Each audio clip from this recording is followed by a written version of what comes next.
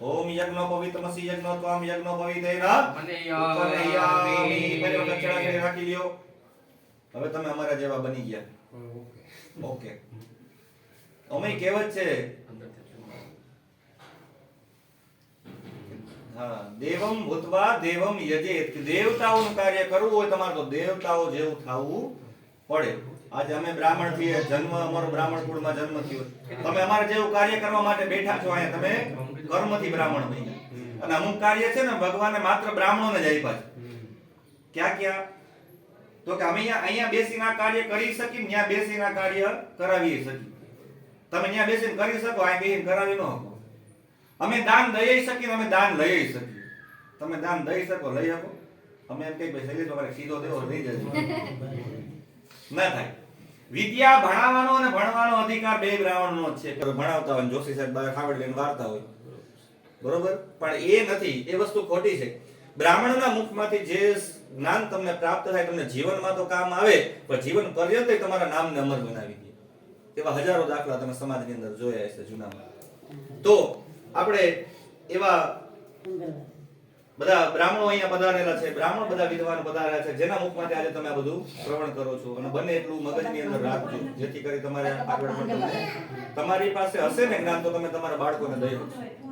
કારણ કે આ આપણી પૂજા પદ્ધતિ કે સ્કૂલમાં શીખવાડવામાં આવતી નથી, સમજ્યા? તો આપણે જનોઈ ધારણ કરી લીધી, તમે અમારા જેવા બન્યા. હવે આપણે ભાઈ ફૂલ ચોખા હાથમાં આપજો. હવે આપણે બધું પવિત્ર કર્યું, બધું ચોખ્ખું કર્યું, અને જ્યાં ચોખ્ખાઈ હોય ને સ્વચ્છતા હોય ને ત્યાં જ ભગવાનનો વાસ થાય. આ દીવા જેવી વસ્તુ છે.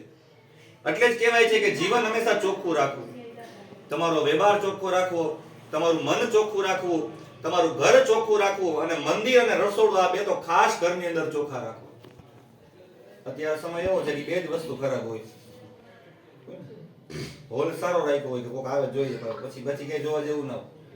પણ એટલે જ અમે બહેનોને ખાસ કહે કે ઘર હંમેશા ચોખ્ખું રાખો. લક્ષ્મી તમારા ઘરની અંદર આવે તો ઉમરા ઉપર ઊભી રહે, જોવે કે જો તમારું ઘર શાંત હોય, તમારા ઘરની અંદર સ્ત્રીઓને માન સન્માન મળતું હોય, તો જ લક્ષ્મી, અને ચોખ્ખું હોય તો જ લક્ષ્મી ઉમરો ઓળંગીને તમારા ઘરની અંદર આવે, નકર ઉમરેથી જતી રહી. ઘરની અંદર સ્ત્રીઓને માન, તને શું ખબર પડે? એવું નથી હોતું. બૈરાઓને ઘણી ખબર પડતી હોય તો એમ કહે કે ભાઈ બૈરાઓની બુદ્ધિ ગોઠણે હોય, એવું નથી હોતું. એ પહેલાના બધા વિચાર છે. બાકી આપણા ધર્મ તો નારી તું નારાયણી કહેવા વાળો ધર્મ છે. આપણો એક જ ધર્મ એવો છે જ્યાં ઉર્જાનો સ્ત્રોત માત્ર ને માત્ર સ્ત્રીઓને માનવામાં આવે છે. નથી આપણા ધર્મની અંદર નોરતામાં દીકરીના અંગૂઠા ધોઈને પૂજા થાય. બીજા એકમાં બતાવો તમે, એના પગ ધોયેલામાં આપણે આમ નમન લઈએ. દીકરીઓની પૂજા આપણા એક જ ધર્મ, બીજે ક્યાંય આ વસ્તુ છે નહીં. એવો આપણો શ્રેષ્ઠ ધર્મ છે. પણ અત્યારે સમય એવો છે કે આપણે આપણા ધર્મને ભૂલી ગયા છીએ. આપણે આપણી જાતને ભૂલી ગયા છીએ, એમ કહો ને તોય હાલ. આપણે આપણી જાતને ભૂલી ગયા, કારણ કે એવા લોકો સાથે રહેવા માંડ્યા ને એટલે આપણે ભૂલી ગયા કે આપણે કોણ છીએ, આપણે ક્યાંથી આવેલા, આપણા વંશજો કોણ હતા, એને કેટલું કેટલું કર્યું છે, ક્યાંય આપણે જાણતા નથી. તો આજે જે કાંઈ સમય આપણને મળે છે એનો આપણે સદુપયોગ કરી અને આજનું કાર્ય કરીએ છીએ. તો બધું ચોખ્ખું જીવનની અંદર રાખવું, જેથી કરી આપણા જીવનમાં ક્યાંય આપણને બાધા આવે નહીં. હવે જેટલું આપણે પવિત્ર કર્યું બધું, હવે આપણે દેવતાઓને બોલાવવાના છે. એક એક કરી જેટલા સ્થાપન કર્યા છે બધાને આપણે એક એક કરીને બોલાવશું. એમાં પહેલાનું પહેલું આમંત્રણ આપણે આપવાનું છે આપણી કુળદેવી. કહેવાય છે ને જ્યાં સુધી માં ના આવે ત્યાં સુધી કોઈ ના આવે. માં બીજા બધા બગડાના. અને કુળદેવી તો એને જ કહેવાય કે તમારું 108 પેઢી પૂરી થાય ને એને કુળ કહેવાય. અને કુળની એક જ દેવી હોય જેને તમે કુળદેવી કહી શકો. અત્યારે સમય એવો છે, આ તો આપણે ત્યારે સમય પ્રમાણે ન કરી શક્યા, પણ પાછું તમે આવીને આ બધું કાર્ય આપણે ગોઠવ્યું. બાકી શૈલેષભાઈ એવા યજમાનો અમારા છે કે કરોડો રૂપિયાના બંગલા બનાવે, લાખો રૂપિયાનું ફર્નિચર બનાવે, છેલ્લે કંજુસાઈ ક્યાં કરે? હવન નથી કરવું, જમણવાર કરે પાછા, હવન નથી કરવું. અને કા કરે તો ગાયત્રી હવન કરે 1.5 કલાકમાં પૂરું. અરે હું કહું છું તમે ગાયત્રી હવન કરો, પણ ઈ એક સામાન્ય વસ્તુ છે, એ સિવાય ક્યાંય કરવો નહીં. આજે આપણે કુળદેવીને પ્રધાનમાં રાખ્યા, જો સરસ મજાના માતાજી શણગાર્યા છે અને ઊંચા બેસાડ્યા છે. માનું સ્થાન જગતમાં સૌથી ઊંચું છે, કારણ કે જેટલું બલિદાન, જેટલો ત્યાગ એક માં કરી શકે એટલું જગતની અંદર બીજું કોઈ કરી શકે નહીં. એવી આપણી જોગમાયા ભગવતી ખોડિયારને આપણે પ્રાર્થના કરી એવા અમને સક્ષમ બનાવજો. એવા ભાવથી આપણી કુળદેવીમાં ખોડિયારને પ્રાર્થના કરી તમે આવો અને અમારી પૂજાનો તમે સ્વીકાર કરો. માતાજીનું સ્મરણ કરવાનું. ઓમ સર્વ મંગલ માંગલ્યે શિવે નારાયણી નમોસ્તુતે તું કાળીને કલ્યાણી રે મા.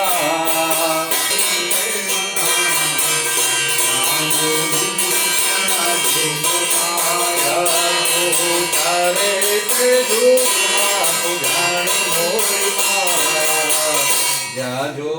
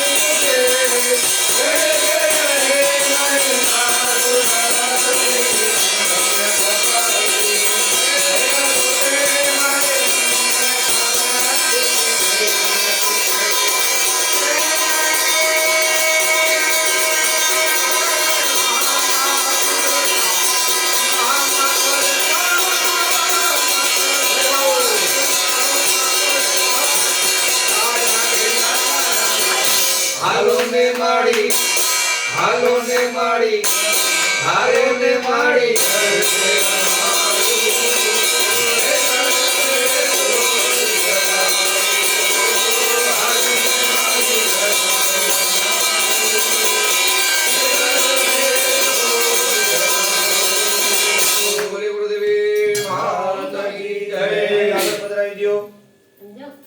ભગવાન ને પગે લાગી લઈએ. માતાજીને નમસ્કારામ નમસ્કારો. ફરી વખત ફૂલ તો હાથમાં રાખીએ. પીળા કલરનું સ્થાપન કરેલું છે. એમાં ભગવાન મહાદેવની મૂર્તિ રાખેલી છે. શિવ વગર કૈલાસભાઈ કોઈ પણ યજ્ઞ થાય નહીં. એક જ યજ્ઞ શિવ વગર થયો તો એના સસરાએ કર્યો પ્રજાપતિ દક્ષ, જેમાં ભગવાન શિવનું અપમાન થયું અને યજ્ઞ પણ પૂર્ણ થયો નહીં. અંતે છેલ્લે ભગવાન શિવ આવ્યા ત્યારે યજ્ઞનું બીડું ઉમળ્યું. તો એવા ભગવાન મહાદેવને આપણે પ્રાર્થના કરી પેલું આમંત્રણ મહાદેવને. અને આ બધા તો દેવ છે. એ કોણ છે? મહાદેવ. અને આપણે જગતમાં પૂજાવું હોય તો જગત માટે કંઈક કરવું પડે. જગત માટે જે ઝેર પીએ ને એને મહાદેવ કહેવાય. બાકી ચિંતામાં આવીને ટીકડા પીને હુઈ જાય એને કોઈ શંકર નો છે. બરોબર? જગત માટે કંઈક સારું કરો તો જગત તમને પૂછે, અને શ્રેષ્ઠ કરો તો જગત તમને પૂજે. આ વસ્તુમાં આટલો તફાવત છે. મહાદેવ સોમનાથ દાદાને પ્રાર્થના કરી કે હે પ્રભુ, તમે અહીંયા વિરાજમાન થાઓ અને સારા આશીર્વાદ આપજો. ઓમ ત્રંબકમ